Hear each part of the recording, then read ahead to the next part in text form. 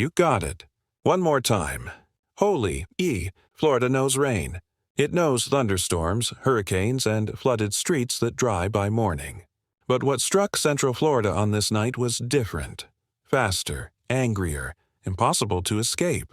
One moment, Eustis and Mount Dora were living through a quiet Sunday afternoon.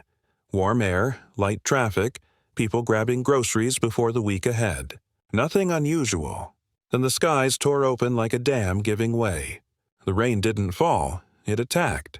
Within minutes, a foot of water swallowed the streets. Cars lifted off the ground. Homes filled from the floor up. Downtown intersections turned into rivers no one could cross. Families who thought they were safe realized their only protection was how fast they could move. Phone alerts screamed a phrase every Floridian knows but dreads to hear. Flash flood emergency. Seek higher ground, now. This is what happens when the sky refuses to stop. When storms align like bullets and fire at the same place again and again and again. Tonight, Florida was pushed to the edge, and the water kept rising. Just hours before the chaos, Central Florida looked like a postcard of the late October calm. The sun clung to summer heat, temperatures hovering in the low 80s. Parents picked up early Halloween decorations. Kids zipped through neighborhoods on bikes. And cars cruised along Highway 441, windows cracked open to catch the breeze. Nothing in the sky warned of danger. No swirling clouds, no rumble of thunder, no reason to hurry home. But high above, the atmosphere was already shifting. A warm front hovered to the north, blocking the path of approaching storms. Moisture-rich winds from the Atlantic fed into it, building thick clouds charged with energy. Meteorologists watched the radar and recognized the danger. Storms forming and reforming over the same spots, chasing each other like cars linked on a track. The training effect. Nature's way of saying, brace yourself.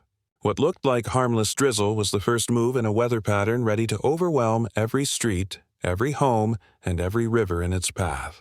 The ground, already soaked from earlier rains, was like a sponge that couldn't take another drop. Florida had no idea that within minutes, a peaceful Sunday would collapse into a fight for survival. The skies weren't just gathering rain, they were loading ammunition. The countdown to disaster had begun, but no one on the ground could hear it. The shift from routine rain to ruthless disaster happened in moments. Drizzle thickened into solid walls of water that erased the horizon. Drivers gripped their steering wheels as wipers fought to keep up. Then the water began to rise, not pooling, rising. Tires splashed through shallow runoff, then vanished beneath waves climbing toward car doors. Every low-lying street became a river. Storm drains failed instantly, spewing water upward through manholes and grates like fountains. The drainage system reversed itself. Cars trapped in traffic became floating wrecks. Some bobbed sideways, colliding like ships cut loose from docks. Others stalled, engines drowning, doors locked by pressure as people clawed their way out through windows. They scrambled onto roofs, staring down at the murky surge swallowing the roads below. Downtown intersections that had carried Sunday traffic just minutes before now raged like creeks. Sidewalks disappeared. The water turned brown with mud, leaves, and debris. Familiar landmarks, stores, crosswalks, street signs, blurred into an alien landscape. Then the storm went for the systems people depend on. Power lines crackled underwater. Transformers burst and died. Streetlights flickered, then went dark. Civilization's glow vanished. Lightning became the only light, short, violent flashes revealing chaos and helplessness. Power failures rolled through Titusville, Eustis, Mount Dora. Traffic lights died. Drivers froze in intersections now transformed into churning rapids. Cars that stayed moving were suddenly blind, headlights swallowed by the storm. Police and rescue crews sent one desperate message: do not drive. There was no way to tell where the road ended and the river began. Inside homes, a quieter panic grew. The air turned heavy as air conditioners shut off. Flashlights shook in trembling hands.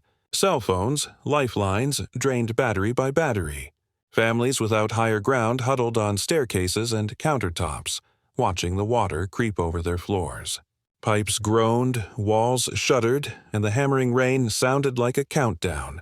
First responders faced a nightmare. Roads were blocked by submerged cars. Fallen trees lurked beneath the surface. Unknown currents tugged at their boots. Every rescue was a battle against nature itself. Emergency alerts kept pinging through the few phones still alive. Flash flood emergency. Conditions worsening. More storms developing. Stay inside. Do not walk or drive through floodwaters. Florida wasn't just flooding, it was breaking down, physically and mentally. A modern world stripped to its core. Darkness, fear, survival. And still, the storm refused to stop. As night deepened, the true scale of destruction emerged inside people's homes. Water gushed through doors and garage seams, filling rooms in minutes. Furniture floated. Toys and photos drifted through the current. Residents rushed to lift what they could, clothes, electronics, memories, onto countertops or stairs. The cold water kept rising, inch by inch. Near creeks and ponds, bedrooms filled, cribs floated, hardwood floors warped beneath the pressure.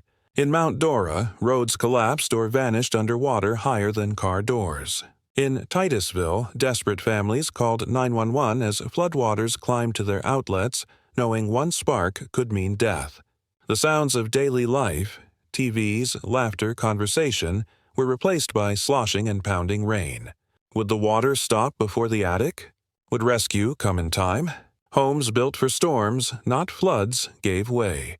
Florida's sunshine houses had become traps. But amid the isolation, another force rose. Human kindness.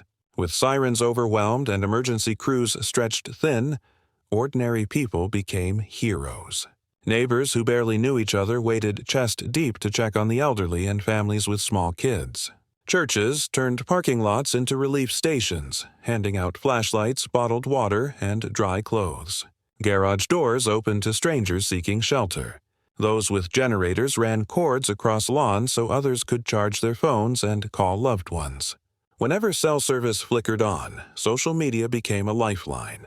People posted their locations, shared safe routes, warned of danger. Amid the chaos, Floridians discovered a strength deeper than the flood, a shared promise that no one would face the storm alone. By sunrise, the clouds finally broke, but the nightmare had just begun. Streets were gone, replaced by filthy water and debris. Homes once full of warmth were scarred by mud and silence. Downtown storefronts sat dark, windows marked with the high-water scars of the night before. Officials called it one of the most extreme flash floods in years. Residents called it the most terrifying night of their lives. This wasn't a hurricane. It wasn't a tropical storm. It was a sudden, unrelenting assault from the sky, unpredictable and unstoppable. Scientists warn that warmer oceans and wetter air are fueling storms capable of dropping a foot of rain overnight. That means no place is safe, not just Florida. One day, another community could face the same nightmare. What would you do if your home turned into a river with no time to escape? If this story opened your eyes, like and share it so others can understand the growing danger of extreme weather. Subscribe for more stories shaping America's future. Now tell us, are these disasters unstoppable acts of nature or signs of a planet in crisis? If this happened on your street tonight, would you know what to do? Or would you be trapped? Because Florida's warning isn't just for Florida, it's for everyone.